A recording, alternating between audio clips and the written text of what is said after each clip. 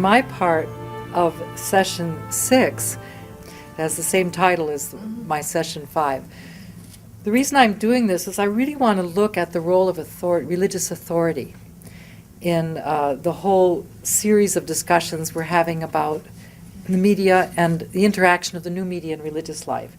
We've looked a lot at the individual sister. We've looked a lot at our community life in general. So the focus of this particular one is going to be what the church asks of religious authority and some suggestions for superior generals, for local superiors, formators, any sister that has a particular obligation for others within their local house or their larger community. So the first part I want to look at is the whole question of the hierarchical structure of religious life. But in order to do that, I want to look first at the hierarchical structure of reality. One of the big problems we have today is that a lot of young people are very opposed to hierarchy or anything to do with hierarchical structure, as well as secular feminists, for example. It's a common claim that we don't want hierarchy, we want democracy, things like that. So what I'd like to do is to talk about what we really mean by hierarchy, why we take it to be a really important aspect of religious life.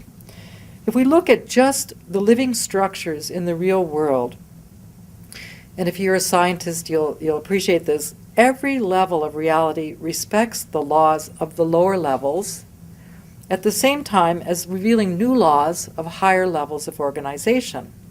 Bernard Lonergan, Jesuit, who's no longer living, but who lived in Canada, he's at this last century, wrote a lot about the way reality is structured in itself, in nature.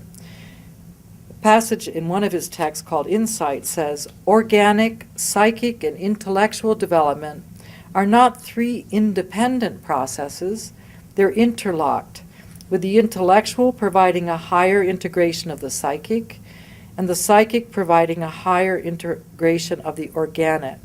Each level involves its own laws. I want to give you an example. Consider yourself a religious woman.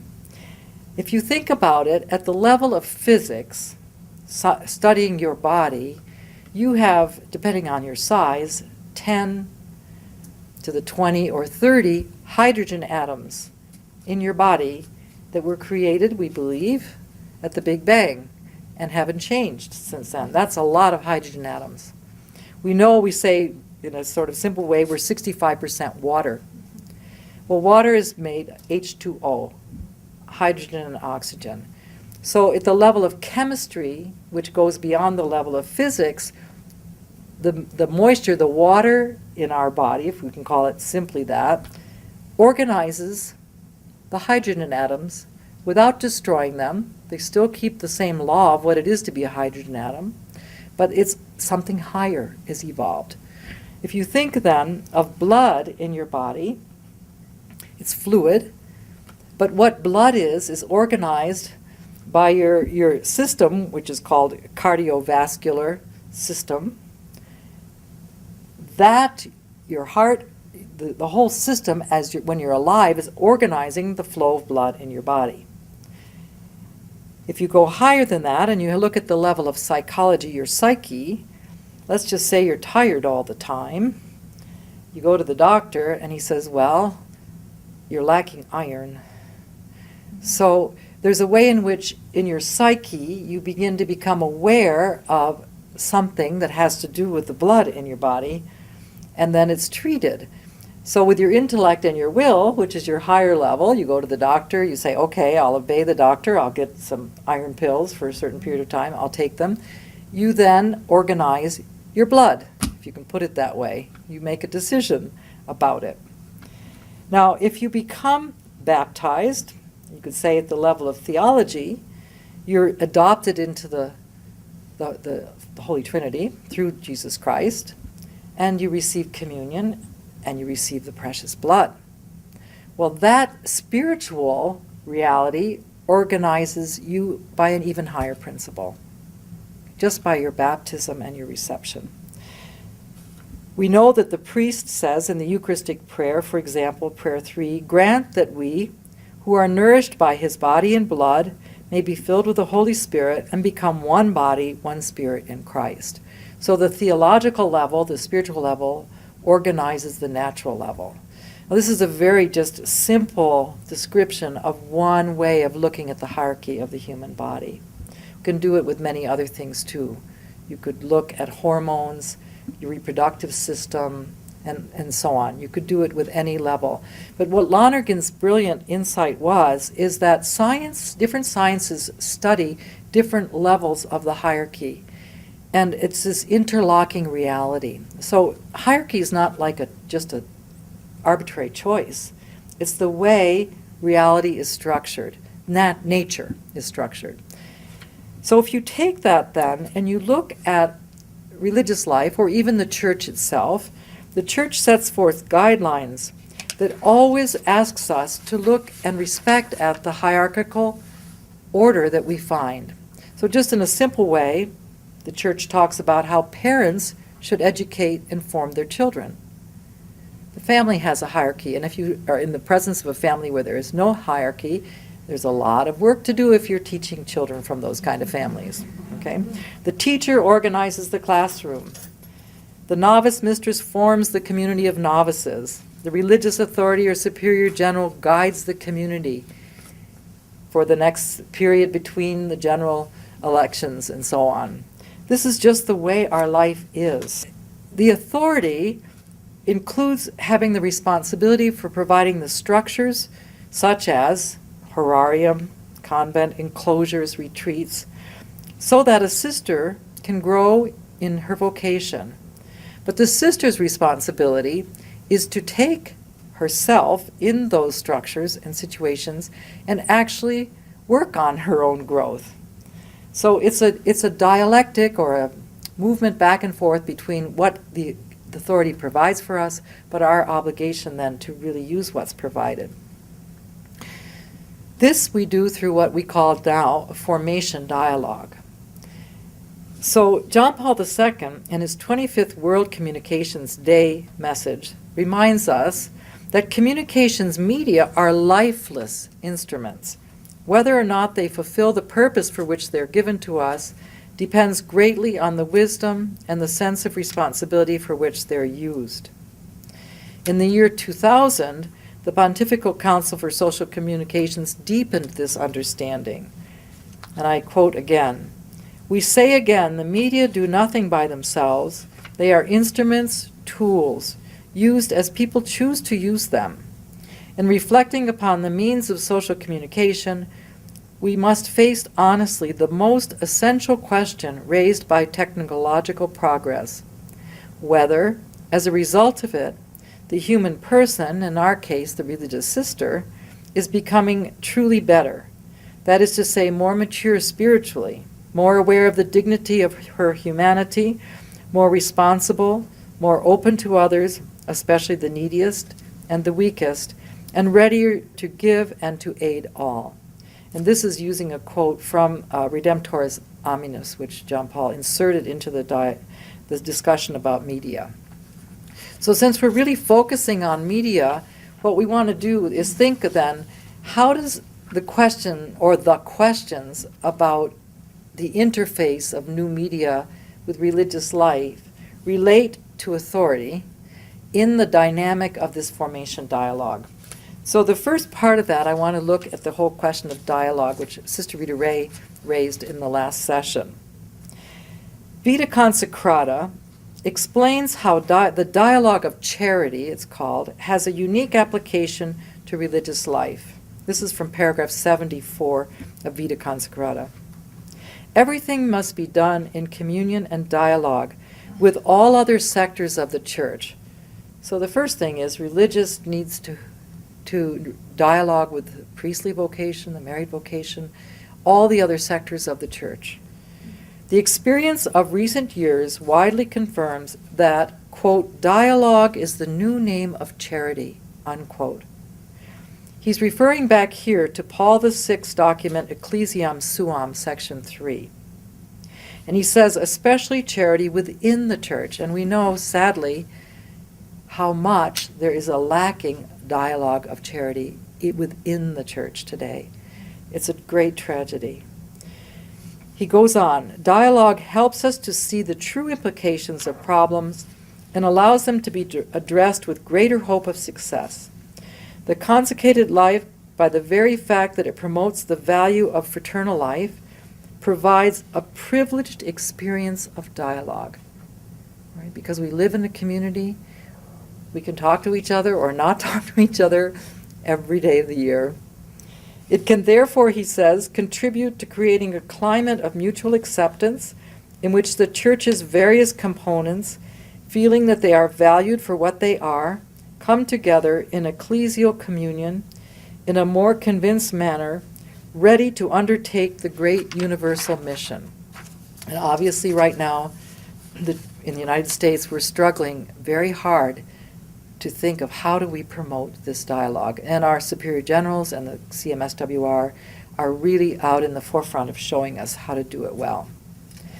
Now in 1964, Pope Paul VI, in Ecclesiam Suum, had said previously, quote, "To this internal drive of charity, which seeks expression in the external gift of charity, we will apply the word dialogue," unquote. And he adds, dialogue should be intelligible, accompanied by Christian meekness, stated with confidence and goodwill of both persons, and oriented by a prudent attention to the receptivity of the hearer. These are some of the characteristics of it. Now we're also aware, we've spoken about how some of the mediums of the new media seem to reduce dialogue to the lowest common denominator. It can be cryptic, poor grammar forms, frequently full of emotional overload, diminishing human dignity. It may do little to make itself intelligible or oriented with goodwill towards the person receiving it. So we can see how the pressure of the media is going absolutely against those characteristics that the church has identified as essential for good dialogue. How far these kinds of communication are from the goal of communication, as described previously in Ethics and Communications, I'll read you a passage for the answer to that. In all three areas, message, process, structural and systemic issues, the fundamental principle of ethics is this: the human person and the human community are the end and measure of the use of the media of social communication. Communication should be by persons, to persons, for the integral development of persons, unquote. Paragraph 21. We've read this before, but it always bears repeating. Now, as early as 1969, Cardinal Karol Wojtyła described the communal value of communication by dialogue in his book, The Acting Person. And this is what he says: the principle of dialogue allows us to select and bring to light what in controversial situations is right and true, and it helps us to eliminate any partial, preconceived, or subjective views and trends. Such views and inclinations may become the seed of strife and conflict between men, while what is right and true always favors the development of the person and enriches the community. Dialogue, in fact, without evading the strains, the conflicts, or the strife manifest in the life of various human communities, takes up what is right and true in these differences, what may become a source of good for men. And here's his conclusion. Consequently, it seems that in a constructive communal life, the principle of dialogue has to be adopted, regardless of the obstacles and difficulties it may bring with it along the way, unquote. It's a very strong statement. Now, in The Acting Person, he's talking about all kinds of communities, and as you know, in Poland, he did a lot of dialogue with communist government, and, dialogue was really what he was extraordinarily gifted with. And then, once he became our Holy Father, he began to just take these principles and apply them in all kinds of different situations. And the first one is the one Sister Rita Ray mentioned, Ut Unum Sint, published in 1995. This document outlined how dialogue should be practiced in ecumenical contexts, but its principles can be directly applied to a spirituality of communion in religious life. Referring back to his esteemed predecessor, Paul VI, John Paul II summarizes, "This truth about dialogue, so profoundly expressed by Pope Paul VI in his encyclical Ecclesiam Suam, was also taken up by the Council in its teaching and ecumenical activity. Dialogue is not simply an exchange of ideas. In some way, it is always an exchange of gifts." Unquote. Paragraph 28. Dialogue, according to Cardinal Casper, who addressed the CMSWR National Assembly, he says the following, quote, "is the way through which we come to know about truth and through which we find the truth of our own existence," unquote. Now, for sure, in religious life, when we are in a formative dialogue with our religious authority, our superior, that's what we're hoping will happen, is that we will learn a deeper truth about ourselves that can help us live our vocation better, remove obstacles that we may have creeped up in us to doing that. John Paul also says a wonderful thing in his World Communications message in 1990. "Methods of facilitating communication and dialogue among her own members can strengthen the bonds of unity between them." And he repeated the famous claim from the Second Vatican Council, Dignitatis Humanae, paragraph 1, that we should be, quote, "ever mindful that truth cannot impose itself except by virtue of its own truth, which wins over the mind with both gentleness and power," unquote. So in a formative dialogue, what we want is the truth to be grasped in a way that we accept it because we see it's true. And Jesus Christ is the truth. So if we see something that's really true, we want to take it. And that's the goal, ultimately, of this dialogue of charity. Religious have to overcome the temptation to evade the difficult work that the dialogue of charity calls for, especially in the context of internet use. This is especially important when the goal is to build our common good and a religious community in love. Cardinal Casper points out that even though human persons do the hard work of building up the relationship through dialogue, quote, "dialogue is ultimately a spiritual event. Establishing a consensus is a spiritual process. It can be achieved only when we open our hearts, purify our thoughts, and overcome our prejudices and grow in love." He continues, "Dialogue is possible only together with profound conversion and growth in holiness, that is, in life in the Holy Spirit," unquote. So it's this wonderful, again, dialectic or movement back and forth between the hard work we do, just thinking about it, engaging in it, discussing with the authority, or the other side, the authority person's initiating, both people initiating, but always, ultimately, we have to pray and seek the guidance of the Holy Spirit, be willing to convert our hearts, and so on. Now, I'd like to take one last example, which is what I call electronic media interacting with sacred times and sacred spaces. John Paul II observed in this message that Sister Marisha just read that the internet radically redefines a person's psychological relationship to time and space. Attention is riveted on what is tangible, useful, and instantly available. The stimulus for deeper thought and reflection may be lacking. Yet human beings have a vital need for time and inner quiet to ponder and examine life and its mysteries, and to grow gradually into a mature dominion of themselves and of the world around them. Paragraph 4.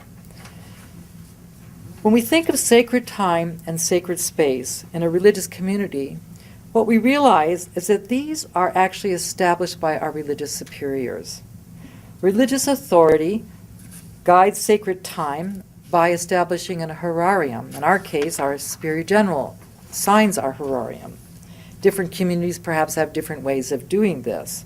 This horarium establishes times of prayer, times of community apostolate, times of common life together, meals, recreation, discussion, times of rest each day, days of rest, retreats, all established in a certain way by our religious authority. Religious authority not only establishes these sacred times, but also is under the obligation to ensure that they're followed by the sisters who are under their particular authority. Now, obviously, it's the sister's obligation to follow them, but the superior has to be observant. If someone's always late for prayers, maybe once you overlook it, twice you overlook it, but 3, 4, 5 times, you have to do something. You can't just let it go. Because your obligation is to the sister to call her into respect for sacred time. Then sacred space is also the responsibility of religious authority. The chapel is erected with the Blessed Sacrament in a religious convent, permission of the bishop, usually posted on the wall, so it's the authority of the church. An enclosure is established, and within the enclosure, each sister's private cell or room or recreation area in the enclosure. Not only does the superior set out the boundaries of and within religious structures, but she also works to ensure that they're respected, that they foster the growth of each of her sisters. So again, times of quiet, religious superior has to watch over that, but also in herself too. I mean, it's something that is called for to keep that wonderful movement of religious life. Now, pervasive use of new communications media, we've talked about it before, have penetrated both into sacred time and sacred space in new ways that were not there 30, 40 years ago. Truly. And sometimes, and many times, it's for good uses, obviously. Microphones are needed in large churches, chapels, to communicate voices. Television programming, when it's really uplifting, can be a wonderful experience. Telephones, email, and so on. Instant communications among different religious communities of the same family. We love this. We love to get messages of what our sisters are doing in Rome or Germany and so on. But there are some difficulties, and I want to just give a few very brief scenarios, and I'd like to talk about them. I'll give a couple of possible ways we can look at it. In the middle of the liturgy of Mass, divine office, or meditation in the chapel, a cell phone rings until a sister finds it, turns it off, or else leaves the chapel. It's happened to me. I forgot to turn off my cell phone. Right in the middle of prayers it goes. And you just die. You know, it happens in Mass, even in parishes. But it happens. I mean, that's a fact. It does. Secondly, after a full day of apostolic work, during which email played an important role, a sister takes a cell phone with email access to her bedroom, because she's assigned to it, and continues to read and send emails or text message after night prayer, and as soon as she wakes up, she checks her cell phone. Okay, so that's another typical kind of situation that happens. Could be in the middle of the night, she forgets to turn it off, so she hears it. Another one, a sister has a computer in her bedroom with internet access. Because she's a student, she's doing her homework hours until late in the night, all day long, in her bedroom. Now, these are situations that may not be difficulty for some sisters, but they are for others. And so part of the role of the authority is to see what is the effect of this on the sister. I want to read one little passage first from the Service of Authority and Obedience, which just came out. It's a beautiful document where we're looking at this relationship we have in our community. And then I'll give you some suggestions to think about. This is the passage. It was published in 2008, so it's very recent. In addition to listening, persons in authority will value sincere and free dialogue, sharing feelings, perspective, and plans. In this atmosphere, each one will be able to have his or her true identity recognized and to improve his or her own relational abilities. Persons in authority will not be afraid to recognize and accept these problems that can easily arise from searching, deciding, and working and being together in undertaking the best ways of realizing a fruitful collaboration. On the contrary, they will look for the causes and any possible uneasiness and misunderstandings, knowing how to propose solutions shared as much as possible. Moreover, they will commit themselves, this is they as the persons in authority, to finding ways of overcoming any form of childishness and discourage whatever attempts are made to avoid responsibility or evade major commitments. To close oneself in one's own world and in one's own interests, or to work in an isolated manner, unquote. It's paragraph 20b. So as I've been praying and thinking a lot about this question of the place of authority and the different responsibility of the individual sister, which is always, in a certain sense, primary, the individual sister has to observe herself, as Sister Mersha was saying. Here are some thoughts I'd like to throw out for your consideration. Would there be a value to having something like storage bins? If you've seen in the refector the napkin boxes that the seminarians have, when they have a cloth napkin all week, they're supposed to try to keep it all week, or mailboxes with a name on it that could be located outside of sacred spaces like a chapel or a sleeping area where a sister could park her cell phone for a period of time. That's just a thought. Second, would there be a value to setting some sacred times in which email, text messaging, internet are not used by the whole community, or even just by an individual sister in dialogue with a sister? For example, after Compline until morning prayers are completed, or on Sundays. Now, obviously, in every community, there are some sisters that these days have to be available. So in that case, if they all have to be available, would there be a possibility of having a backup sister who's assigned, and I think about this, if you assign a sister to a kind of situation where she has to have the cell phone all the time for emergencies, just one sister, it's not like even what we do with our sister physicians. Sister Mersha is a physician. They're on call, but they're not on call always. There are others who share it. So the idea here might be, could you assign a sister to a kind of a mission where she has to have her own cell phone all the time, but have a backup sister so that she could be off call sometimes. Give her a break. Because what we're doing as authorities, we're giving sisters a situation where we're putting them at risk, I think, of having to always be available. So that's one other question. So what we want to do is protect the sister at the same time by having a partner or two rotating it around. Would there be a value in having several different email addresses? And I know the Dominicans have told us this is what they're doing, and I think it's wonderful. So that one is for finances, one is, for your apostolic work and school, another perhaps for personal correspondence. The way it is now is if each sister just has one address and you make a airplane or you buy a book, you make a reservation, you're always getting all these kinds of reminders, advertisements. So I think this is an idea that in a community where you can divide up the addresses, the larger community, and have the finance sister be the only one that gets the advertisements. I don't know, but there might be something that would work. We can talk about that in our section. I know that as I said, that's where I got the idea was from the Dominicans. So now the other thing is, how can a religious superior provide regular sacred times and spaces for a sister who has to also use electronic media throughout the whole day?